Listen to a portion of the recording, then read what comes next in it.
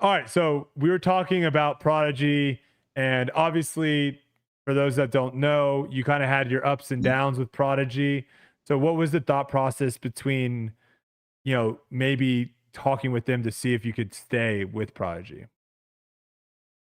Yeah. So the CEO of Prodigy was at the Pro Tour Finals in 2023, so last year, and he had talked to me about at least wanting to give me an offer for my next contract, and so I waited, and it was a little bit of a weird situation because pretty early on in the off season, I got a pretty solid offer that I guess just like it was like my baseline. I used it as leverage when I was talking to other companies and stuff. And so I didn't use an agent for any of this because I thought I could do it all myself. I did have a lawyer look over my contracts, but Your mom um, didn't help you at all with these contracts or anything like that, or was that she like she did more of the behind the scenes? yeah. I did Okay, pretty much everything having to do with the numbers and the terms of this contract was all me pretty much. gotcha. Is there any thoughts into potentially having someone represent you moving forward, maybe after this deal? Or do you like that Uh, aspect of it? I don't know. Well, for me, it was like financially, it didn't make sense with some of the. I had talked to a couple of agents, but just financially didn't make sense for me.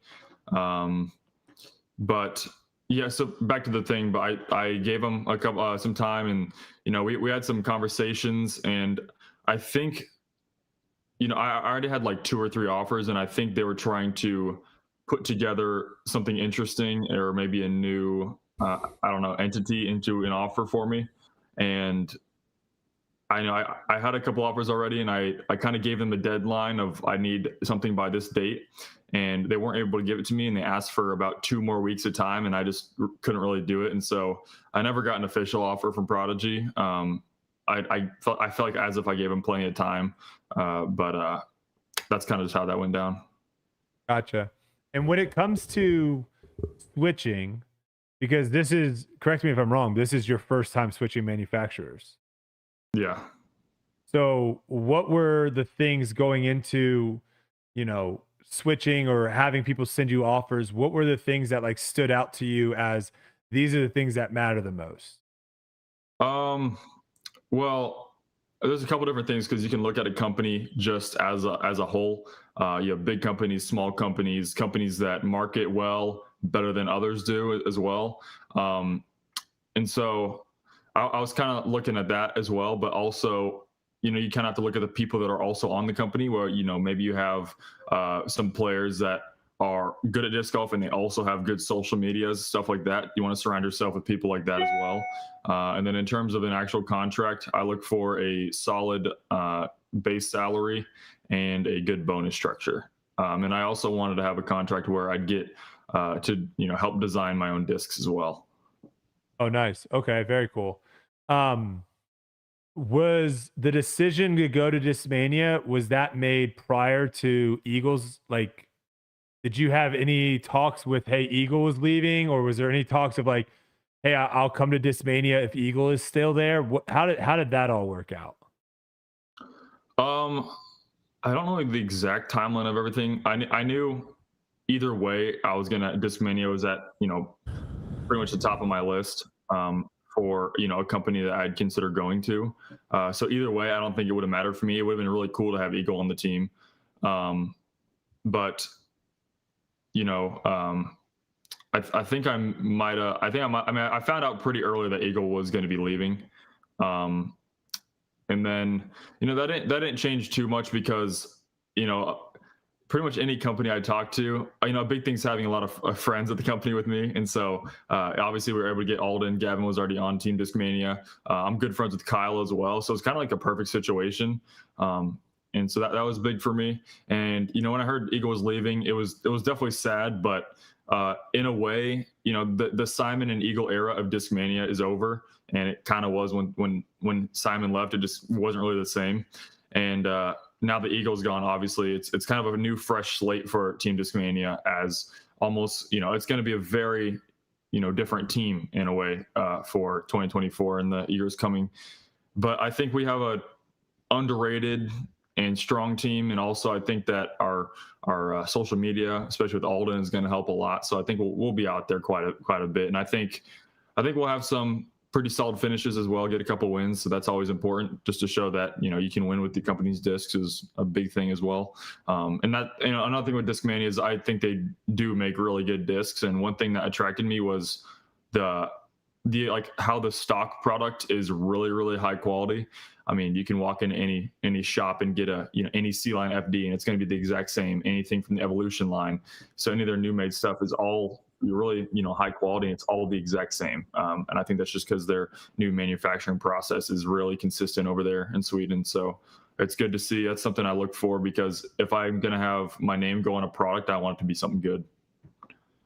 Was Gavin going over there, was that kind of helpful in your decision of having Discmania be like the top choice of, talking with you? Obviously, you guys are very close.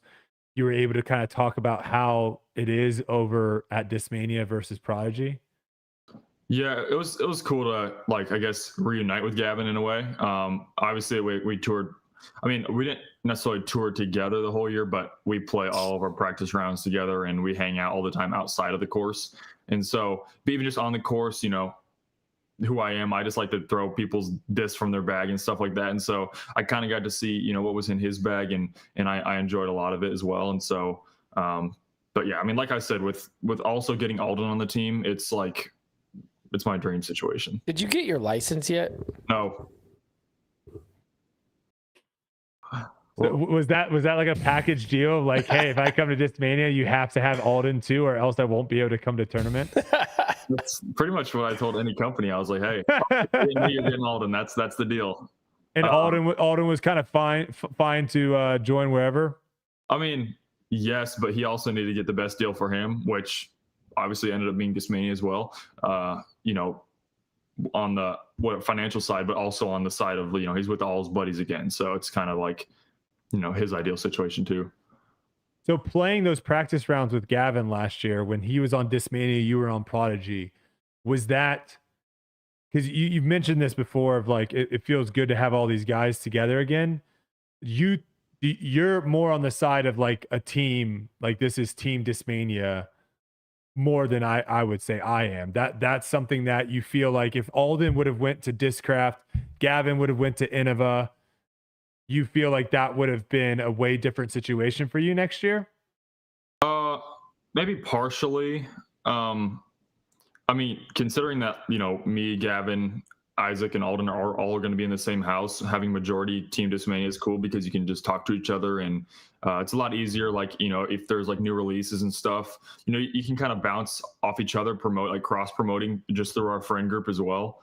And so that's really cool. What was the other part of the question? Sorry. I was just saying, like, what would you think would be like the big difference if all of you guys were not on the same manufacturer? You're all separate. Like, what makes being all on the same manufacturer, like what makes that actually better in your eyes? And you kind of answered it with yeah. It just kind of promotion feels like family a little easier. bit better.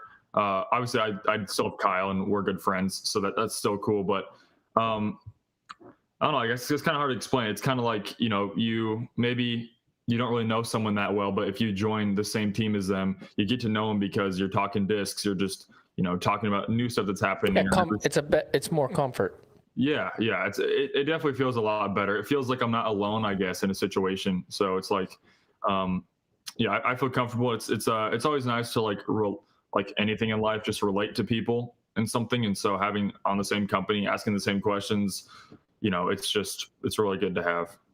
Well, now Isaac, poor guy, he's left out. He's alone. He's got his brother. Yeah. If we could get them next year, that'd be so cool. We gotta perform real good. We gotta sell a lot of this. That's our goal. Isaac and Ezra.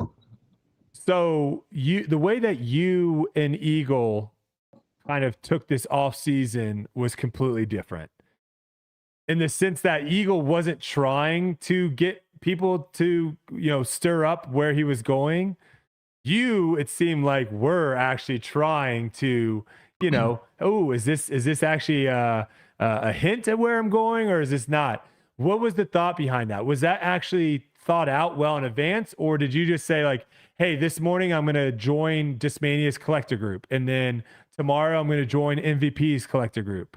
How much thought and effort went into that? Well, it's funny. There's also a lot of like really false rumors going around that people were very certain of, which was kind of funny. One of them was me bidding on Innova discs. That never happened. And people said I was buying destroyers. That never happened. And that was like a legit rumor. That wasn't a joke. Another one was like, oh, Gannon just joined the Discmania collector group. I've been a part of that group for like 5 years because I sold something that I got in a players pack in an intermediate tournament 5-6 years back. Okay. And so, and same thing with like Alden. Like people are like, oh, Alden joined the Discmania collectors group. Well, there was like, it's a funny story on how Alden even got on Team Discmania and how we filmed promo together in Colorado with Alden, Gavin, and my caddy Matt, because it was basically like we were flying out. We already planned to fly out, just me and my caddy Matt on like we'll just say Friday, and you know on like a week before, I was like, Alden, like, hey, we're doing this, you know, it'd be cool to get you on the team. And he hadn't decided, and he has an agent, so it's a little bit of a slower process. And then we keep getting, you know, a couple days out, 3 days out, 2 days out, and I'm like, is there any chance? He's like, nah, man, 0. I'm like, because there just wasn't enough time. And then it's Thursday, like the day before we're gonna fly out, and then we somehow like wrapped it up with Discmania, ended up getting Alden. Like in one day, and then I saw him out there the next day in Colorado, and so that was super fun. And then Gavin spoiled a surprise because he wasn't supposed to come to the trip, and then we were on a phone call, and he just like accidentally said something like, "Yeah, man, it'll be good to be there in person." I'm like, "What are you talking about?" And he's like, "Oh no, I'm literally going." I was like, "Oh my gosh!" And so we had all 3 of my friends there, and so it was just a really fun trip. Nice. So the messaging on the MVP Facebook group about overstable runs at MV, that was just to get people get people and then talking. I had like an Instagram story where I had an Innova disc propped up and then MVP basket. Yep. And the thing was like, oh, my dog's watching me play disc golf, but I like called her over to the window. I was like, hey, I need to make a story. And then I went and, you know, got a dog toy, propped up the Innova disc, and then like tried to make it seem like I accidentally showed it or something. And like in the leaving. So you were video. having fun with it. You were just having fun with the whole process. Yeah. Well, I figured I'm not going to be able to do it for at least 3 years, so I might as well do it. And then in my like leaving video, I said like 5 different taglines and companies, and it was funny because that was well done, by the way. That was well done. Oh, well, it was. I wasn't super happy with how it came out actually, because it was like late at night when I was filming it. It was kind of like last minute a video I was trying to make. And obviously it was a little bit weird because of the situation last year. So I kind of had to like think of something to do. And, you know, I was frustrated because, you know, everyone's like, oh, he's reading from a teleprompter. He's got a script. Well, like, I think it probably took me like 5 minutes to write out that script myself. And then I would just like look at my phone, set it down, look at the camera, and then try to do a take. But I would just like mess up one word because I'd get something out of rhythm or something. And so like, that's why it was so robotic, is because I was just like, I just want to get done with. But, you know, it ended up having a decent impact. And I think it's very funny to have people only kind of see, you know, maybe only hear, you know, I'm a dynamic player, or they only hear a couple that like one of the taglines and they're like, oh my gosh, no way, I just figured it out. And they're just like so wrong. Yeah, you don't realize how difficult it is unless you try to do it yourself. Your first ever like sponsored post where, you know, the company's saying like, hey, make sure you say this. Yeah. Don't say all this. And there's been plenty of times that I've been able to witness people doing their first ever sponsored post on Instagram. Yeah. And you just see them walking around for like, the video's 30 seconds and it's 15 minutes for them to get it. It is tough. It is very, very tough. So, but I thought it was done. I thought it was really well done. Yeah, I'm a lot better like unscripted if I'm just like kind of that's dangerous. On. That's dangerous, Gannon. Yeah, there was a I know for like the Discmania interview, you know, I had like a question that they asked me for like the announcement video, like the story of me, I guess. they'd ask me a question, but then I kind of warn them like I might just ramble on, but at least it'll get it'd be a lot better flowing. It'll sound more natural. So that was kind of good to have as like a backup if they needed more footage. What are some predictions for yourself for next year? What are some goals that you have with a new manufacturer? Yeah, I mean, I want to like get my bag figured out. I'm having Pretty like good goal. Yeah. Well, there's a couple issues.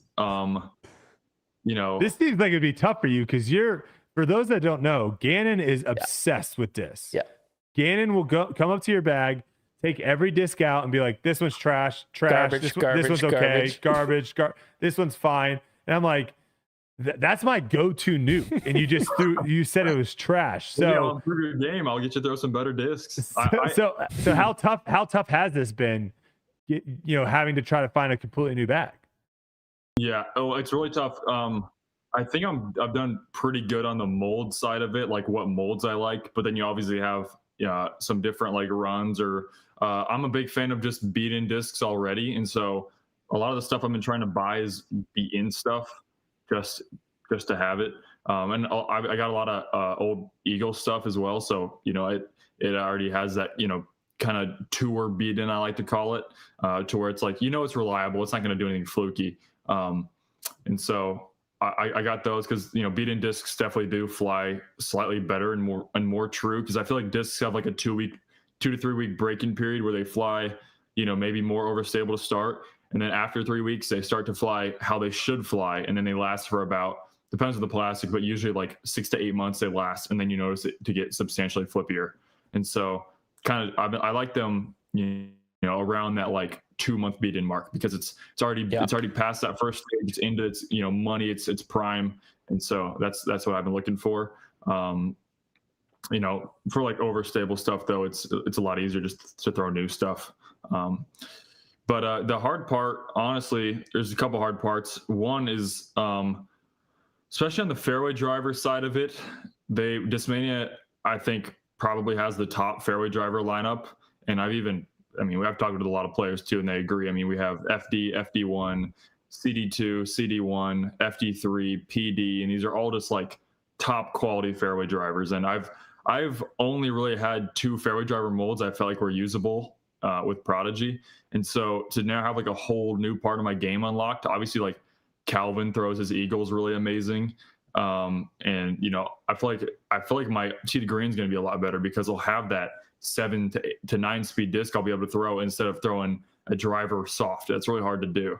I also have the DD now, which is a 11 speed disc. So it kind of fills that slot where if I just need an accurate late turnover, I can still throw a driver and get good distance and have accuracy.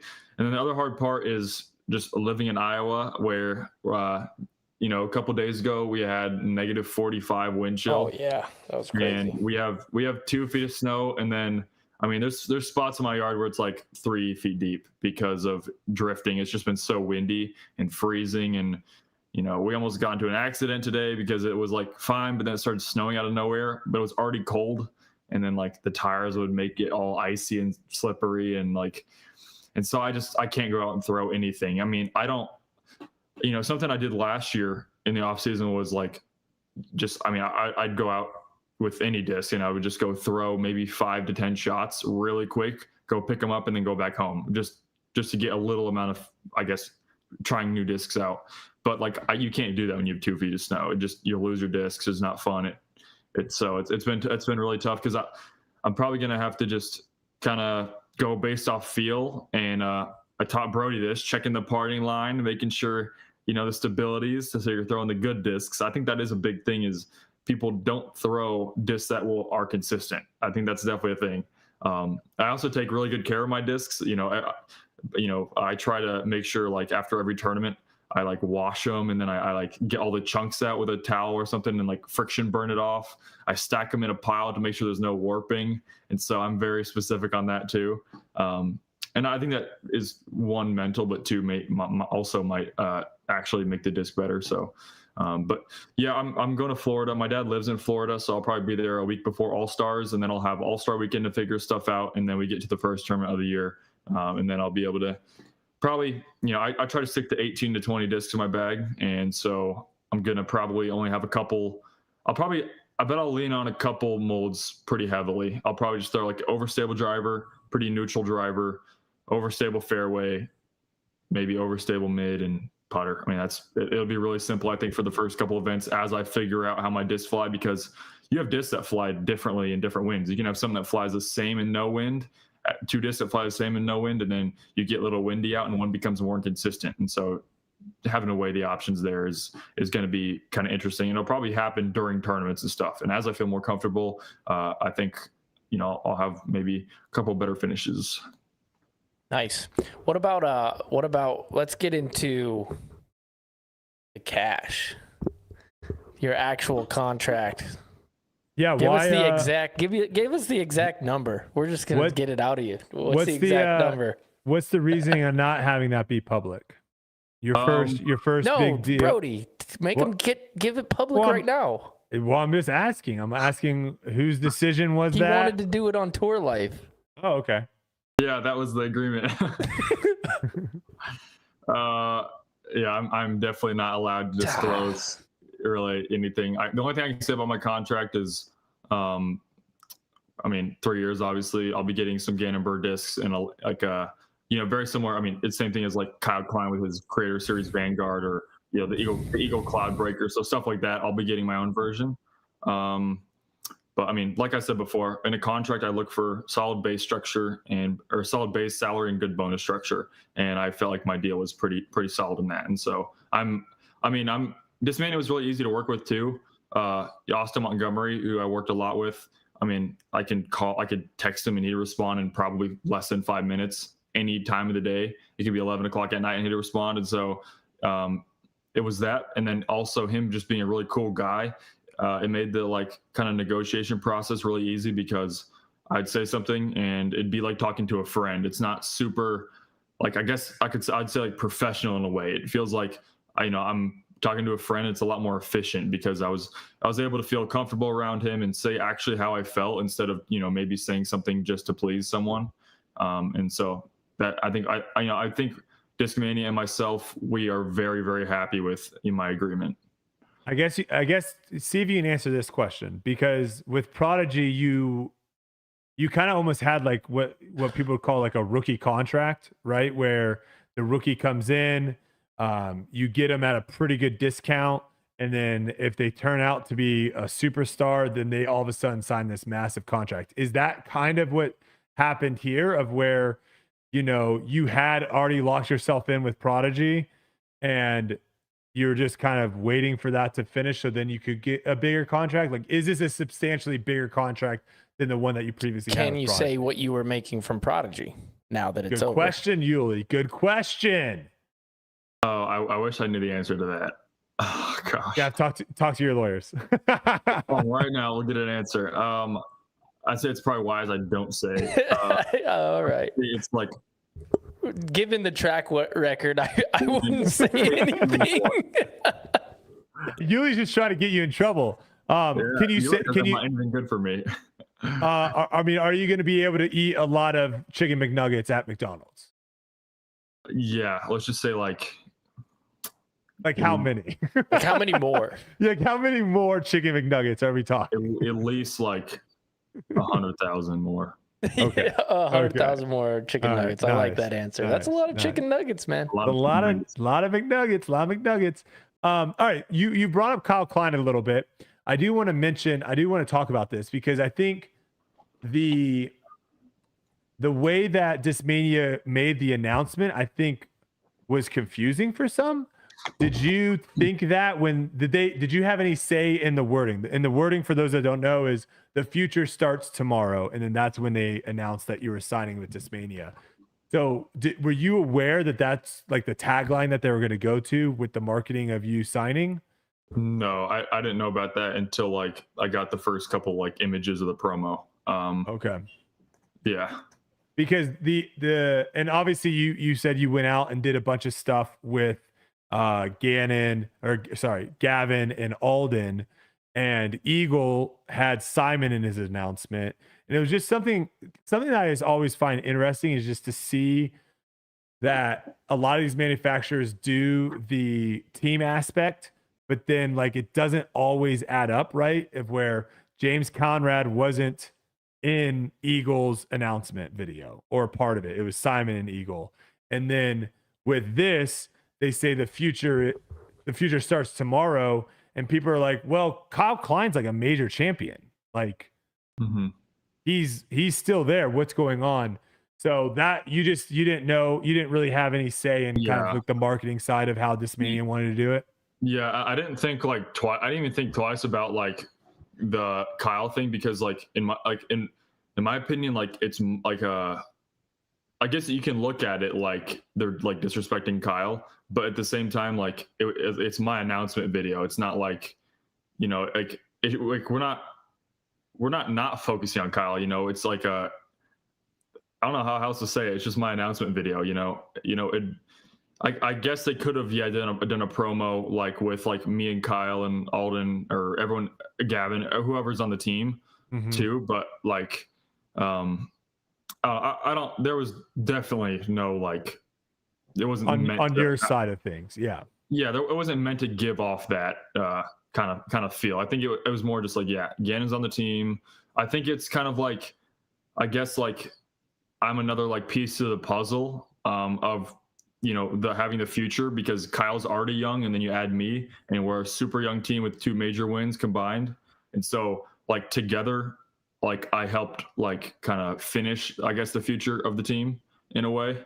So I think that's a more positive way to look at it. Yeah. The way I took it, and you said it earlier, you know, you had Simon and Eagle. They were the staples of Discmania. They are both gone now. And now you have Kyle, Gavin, Gannon, and Alden. The future starts. Like, that's the way I think they were trying to go about it. Yeah.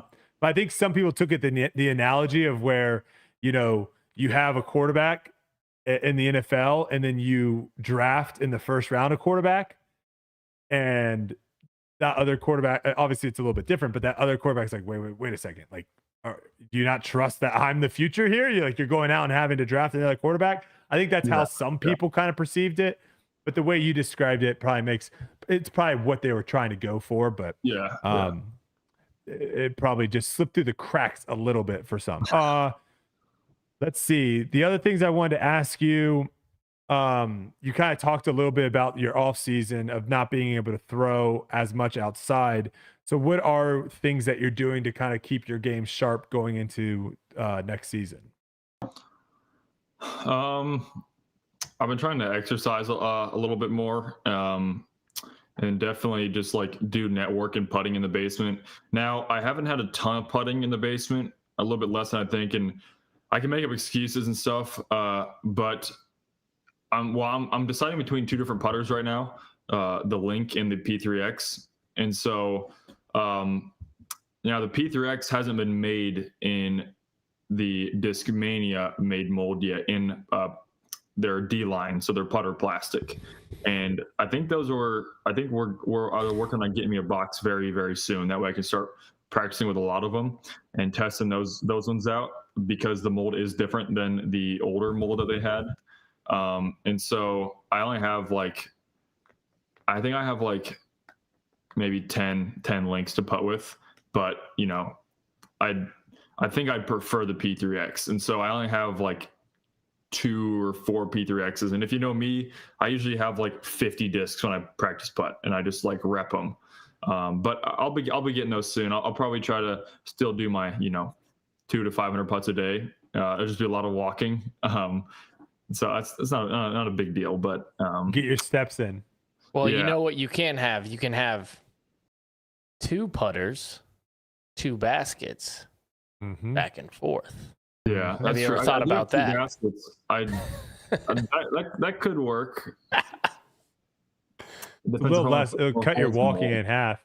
Or someone out there can invent, basketball has where you can shoot a hoop, it goes into the net, and it shoots back at you. I don't know why we don't have that. We need a machine that spins the disc at you.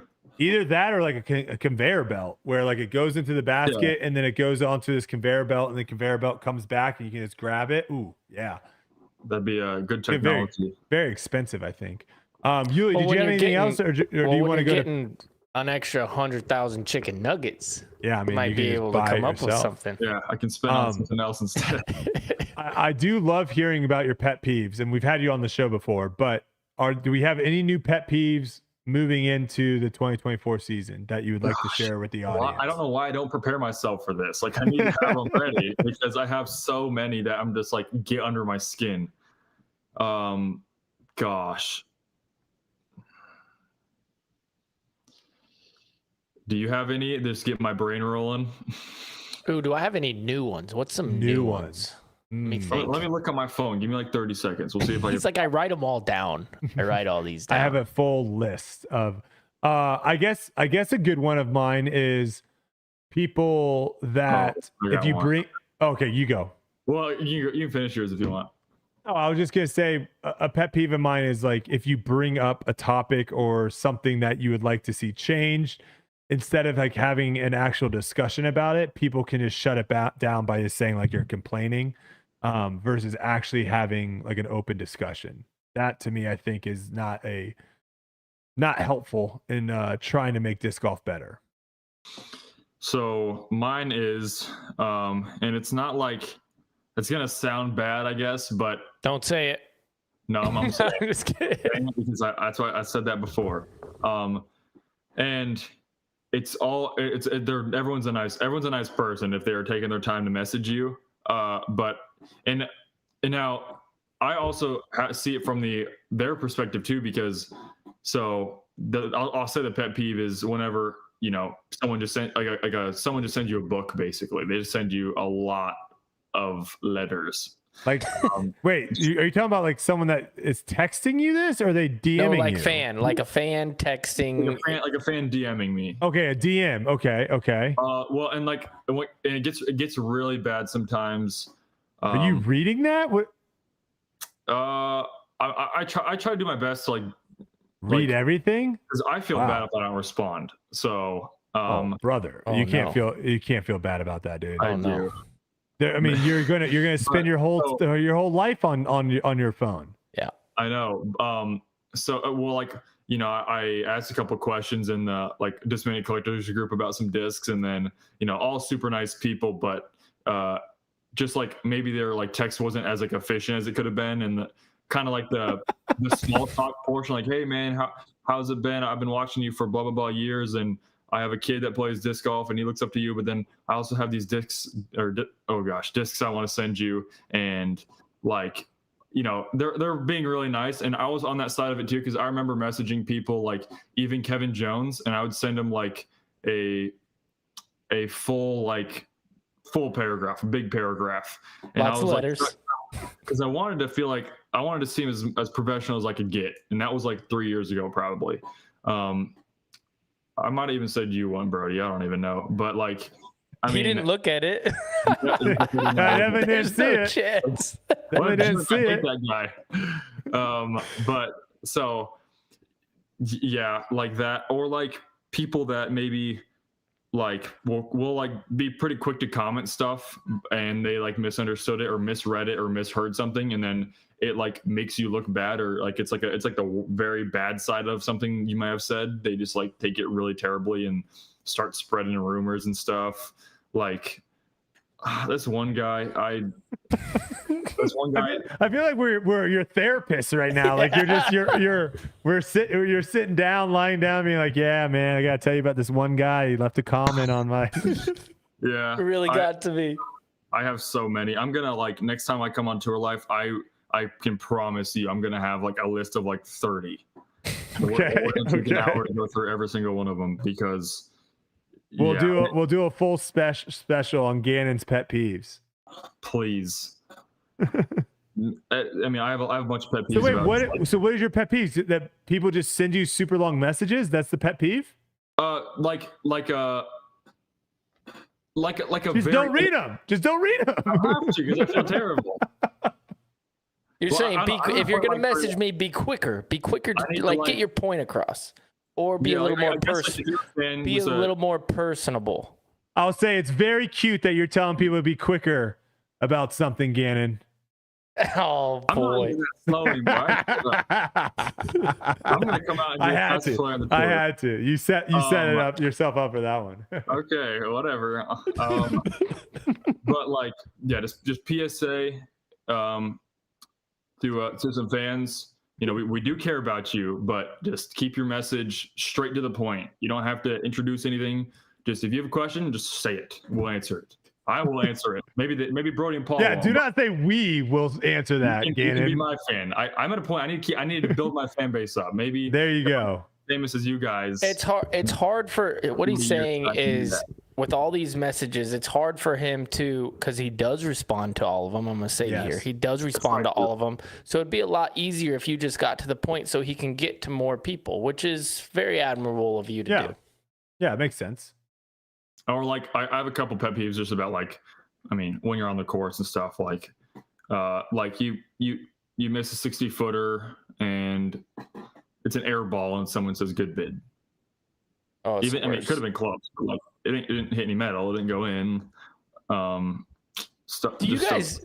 I got a question. Do you guys or do someone this? saying, "Oh, much better than I could have done." I don't like that one. Oh, that's a tough one. I'm like, I'm a pro. I don't know. Does this happen to you? You throw up a putt, and you know it's gonna miss, but you kind of like act like it's got a chance. You give it a little lean. I've done that before, knowing so that like I'm not that embarrassed about like how bad it misses, and to the crowd I try to like lean it in so that they maybe have the I almost had that one on. That's surprising I missed that one. Yeah, you know? weird, right, guys? Yeah, I don't relate to that. I throw putts up and I have no idea what's gonna happen. I'm as shocked as everyone else. My putt in the playoff against Andrew Presno for Mid-America Open last year, like I think it was like a 23-footer. So I don't know why everyone's saying it was 20 feet. It was not 20 feet. It was it might have been shorter. It was definitely not. It was much outside 20 feet. It was between 20 and 25. And like, I don't know. I seriously don't know if I've ever felt more embarrassed because it's like, I thought my life was over because my whole like ice in the veins thing that I have going for me was gone. Everything was gone. And then luckily, like 2 weeks later, I won Idlewild and started the third round off with like 4 circle twos in a row. And then I won, and I was like, I'm back, baby. Everything, no one even remembers that, so they forgot about it. So I'm good. I mean, but I don't know if I didn't save myself at Iowa, who knows where I'd be? I might not even be playing disc golf anymore. It's the yips. That's like a real thing. People get yips in your head. But like most of the time they go in with the yips. That's not the yips. That's not the yips. The yips is like literally someone that's a good basketball shooter can't shoot anymore. Someone that used to be good at chipping literally just chunks and skulls the ball. Like you're saying about my like chop where I'm like, but it still goes in. The yips for you would be like you have to miss for it to be a yip. Yes. Yeah. Yes. What if it's like, okay, but you could have a putt that like, I don't know, you could have a putt that hits one chain low left and squeaks in, or you could have a putt that hits hard chains high right and falls out, but the high right putt was technically a better putt. I don't know. For someone to have the yips in putting, yes, I agree. Like there has to be maybe some of that indecisiveness of when to actually putt. That's part of it. But also the result also has to be negative. So if you were like a 90% putter inside of circle one, and all of a sudden like you don't know when to like release, and then you turn into like a 75% putter inside. So what's of like one yip then? Because I'd one yip. What would you call that? Just a miss putt? No, that was a brain fart. I was just like it was definitely a brain fart. Like on that putt, I was like focusing on everything because when I step up to a putt, especially in a high pressure situation, I always remind myself, see the line. That's the only thing that matters. Because like when I have like any putt, honestly, on the course where I'm, I have a decent focus, especially those big situations, because I always remind myself, it's like, pretend you're practice putting and you just hit a putt perfect right before, and you saw the line of how the putt went in. That's just what I imagine on my pressure putt. And I like on that putt, I just like, there was nothing in my brain. I was like, I don't even know what I was thinking. I just threw the disc, missed the putt, then got a reality check, and I banged the 30-footer that didn't even matter. I don't even know why I putted it, but You live and you learn. You live and you learn. Yeah. All right, Yuli, hit him with the final question here. Yeah, who you got now since the last time? Who on the course do you look at and you're like, man, I wish I had that. Oh gosh, I don't even know. Any up and comers? Anyone that's like, yeah, that's like, that could be like the next Gannon Buhr, the next young prodigy, if you will. Not to. I like Paul Kranz and how he gets a lot of he has like really good timing, and he has like good snap and good commitment to shots. He just seems like him and Kyle Klein are like, I feel like the same player. They're just like super well rounded in every aspect. I feel like putting is probably the only part of my game that, I think people would want from me. Even though, I feel like a majority of the weekends I can be a top 15 backhand and top 25 sidearm, but like top 25 sidearm club. Welcome to it. Yeah. You are. Congrats. I think like Sullivan Tipton's forehand is like the greatest forehand of all time. I think he's like my number one forehand player. Like people don't understand how good his forehand is unless you've seen it in person. Like he was throwing 20 feet past the drops on a hole 12 at USDGC, which is like insane, a bomb for a backhand. And he's parking hole 16 on a Spikeiser forehand. And then he goes to 65 feet away at water and throws a little touch forehand up shot. Like who does that? And so accurately. Hole 1, he threw a soul on hole 1 at USDGC. Oh, I love that. Like he's crazy talented. Like I'm jealous of Germ's late flipping fairway driver or like Wraith forehands. I'm super jealous of that. Now my forehands, if you just looked at my forehands and what I throw, you'd say I'm a pretty good forehand player, but I don't have that kind of depth. I'm a really good scramble player, but I don't have the off the tee, I feel like. And then I think I like Calvin and Isaac's backhand consistency. There's not really a shot that they can do that much better than me. Maybe Calvin, like with like a low hyzer, is probably the only one.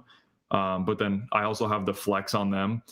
But like I think just their consistency, because I feel like at least last year, 2022, I felt pretty good about my backhand. But last year there was only like 3 to 5 weekends where I felt like I was me and I could just focus on the shot. The other ones I had to like think about my form, and it was really frustrating because like I see these other players and they're just like walking up, throwing the disc. It feels like they're very feel based and they just feel good about the shot, where I'm just like, I don't even know what's going on with my backhand. And sometimes it worked out. Sometimes it was really awful. I wasn't as consistent as I was in 2022. I did get more wins, which was nice, but I felt like when I was off, I was pretty off. Where in 2022, if I was off, I was still getting 8th place at least. Yeah, I mean the fields have gotten deeper, and also I think I've talked to and heard this from a lot of professional golfers that they would much rather increase their ceiling if that meant that their floor was going to drop versus being in the middle, because by increasing your ceiling you actually have chances of winning. Versus that is true. If you bring your floor up, but by bringing your floor up you also drop your ceiling, it's much harder to win. But I mean, because in 2022 I had the lowest average finish of any player on the tour. I was consistently the best player on the tour in terms of finish based. But if I didn't win USDGC, I only won 1 Silver Series. And so I was very consistent and playing really well. But like, just who cares? You got to win. People care about the wins.